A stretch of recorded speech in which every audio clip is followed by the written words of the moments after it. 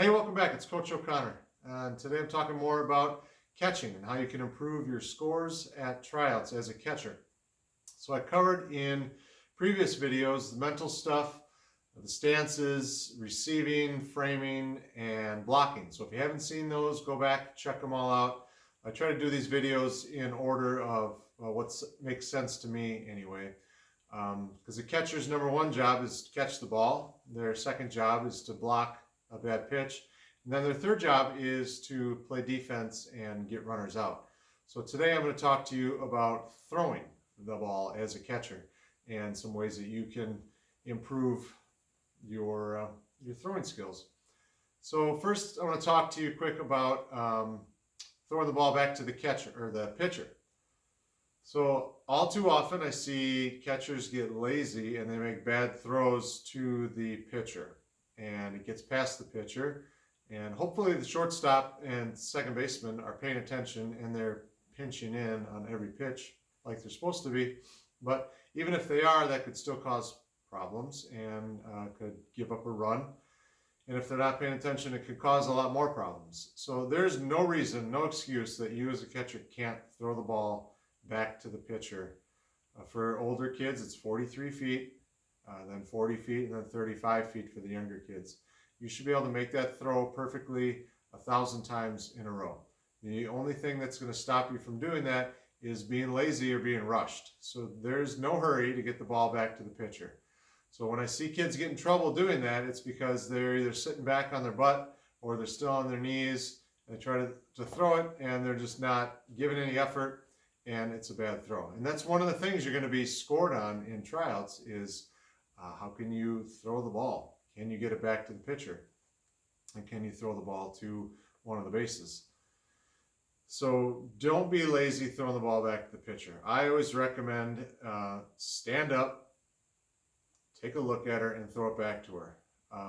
Now, if there's runners on, I always recommend as soon as you catch the ball, find those runners, take a quick glance at them, and then throw it back to the pitcher.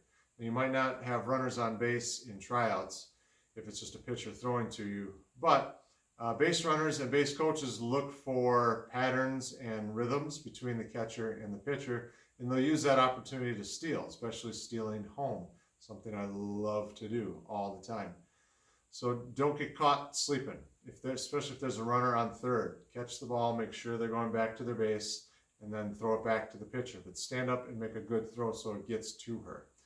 Okay, so what is the quickest way to get rid of the ball? So this is another part of softball that you kind of have to forget the traditional methods and learn how to throw like a catcher too. So normally we scoop up the ball somewhere or catch it and then we go get it out of the glove or bring it to the center of our chest and grab it.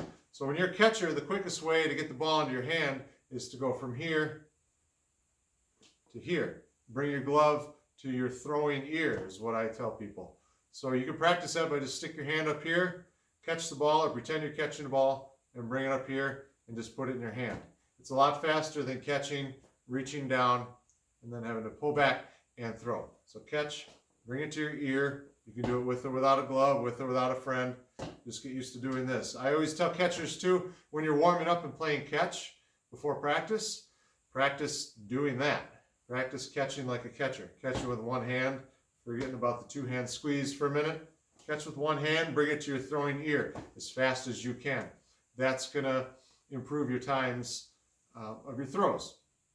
So now I want to talk to you about 3 different ways that you can set up your feet, set up your body to make a throw, either to throw out somebody stealing or to pick somebody off. All right, the 3 ways that I teach to make a throw as a catcher, going from probably the easiest to the most advanced. Number 1 is the 2-step approach, and hands and feet still work together as a catcher. So from your squat, catch the ball, bring it to your throwing ear as you take a step, and get that throwing ankle pointed at your target, just like before, and now you take another step and you make your throw with a nice small circle. So 2 steps only. 1, 2, and throw, trying to stay low. The next way you can do it is much quicker, it takes more practice, and that's just switching your feet. So as I bring the ball to my throwing hand, I switch my feet and get them pointed at my target. In this example, it's second base, but it could be any of the bases. So hands and feet work together, catch the ball, switch my feet as I bring it up here to my throwing hand. The third way is throwing from a knee. This takes a lot of practice and a lot of strength, but it can be done, and it makes for a good quick release. So as I catch the ball, bring it to my throwing hand as I point my gloved knee at my target. This is second base again. And now I'm going to push off hard with my back side, with my throwing side leg, as I throw from here and follow through.